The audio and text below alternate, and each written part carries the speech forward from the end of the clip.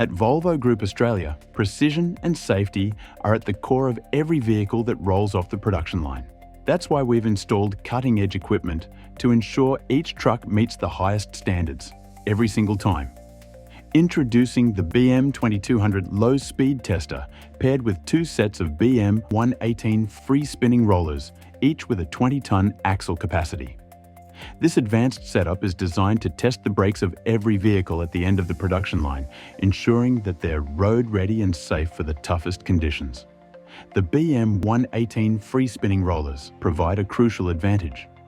They allow to accurately test vehicles that can't disengage second and third drive diff locks below 20 km per hour, ensuring even the toughest vehicles get the precise brake performance testing they need. With full integration into Volvo's production line software, all test results are automatically captured, analysed and stored. Plus, compatibility with NHVR reporting remains unchanged, making compliance with Australian regulations effortless.